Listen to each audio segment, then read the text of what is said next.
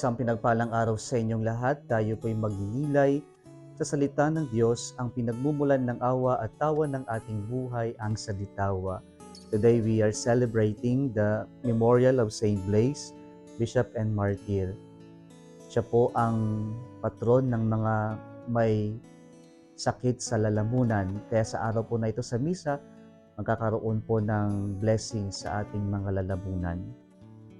Mga kapatid, lahat po naman siguro tayo ay naranasan na natin na mawalan.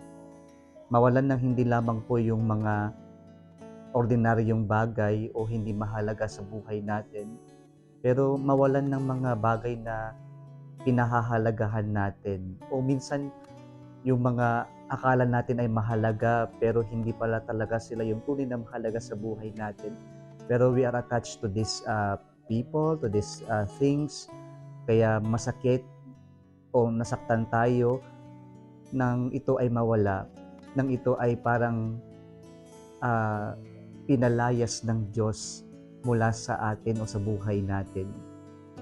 Pero gaya po ng mga tao sa ating ebanghelyo ngayon, yung mga pagkakataon po na mayroon pong inaalis ang Diyos o mayroong pagpapalaya na ginagawang Diyos na sa Kanyang nakikita ay makakatulong sa atin, ay siya naman yung mga pagkakataon na tayo ay nagtatampo sa Diyos, nagagalit sa Diyos kung bakit niya inalis, kinuha ang pinahahalagahan natin o yung mahalagang tao o bagay sa buhay natin. Mga kapatid, sa buhay natin may mga tinatanggal o pagtatanggal na ginagawang Diyos. At ito ay upang tayo ay palayain at mas makita natin yung mga bagay-bagay na mas mahalaga sa buhay. Kaya kapag nasasaktan tayo sa mga pagkakataon na may tinatanggal ng Diyos, ang ibig sabihin lamang po nito ay pinapalaya tayo ng Diyos dahil ang gusto ng Diyos tayo ay magkaroon ng kapayapaan at mas maging magaan ang ating paglalakbay sa buhay natin. Pero sana kapag mayroong tinatanggal ng Diyos sa buhay natin, wag tayong tumambay sa sama ng loob.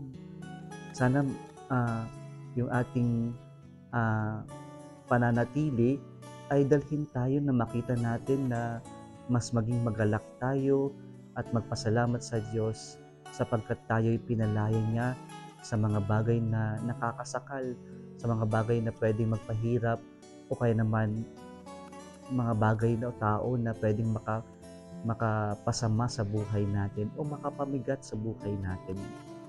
Do not be afraid to let go, because when God removes something or someone in our life, it only means He's freeing us. He is giving us what is better, what is best for us. Sa ating ebanghelyo din ngayon, nakita natin na pagkatapos na maranasan nung lalaki na inaalian ng napakaraming masamang espiritu, ay nais niyang sumunod sa Panginoon. Pero ano pong sinabi ng Panginoon sa kanya? Go home to your family and announce to them all that the Lord in His pity has done for you. Marami sa atin ang inaakala na ang pagpapahayag ng mabuting balita ay yung lalayo tayo, punta tayo sa malayong lugar.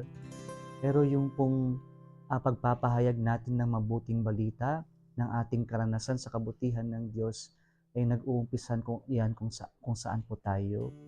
And so, kung nasan po tayo, ibig sabihin po sa pamilya. At ito po yung mission natin, lahat po tayong nabinyagan.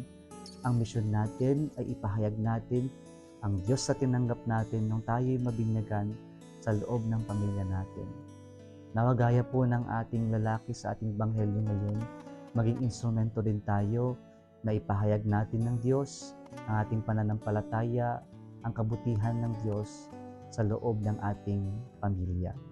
Kung nagustuhan mo ang video na ito, huwag kalimutang mag-like, share at mag-subscribe sa Salitaw Facebook page and YouTube channel. Muli isang pinagpalang araw sa inyong lahat.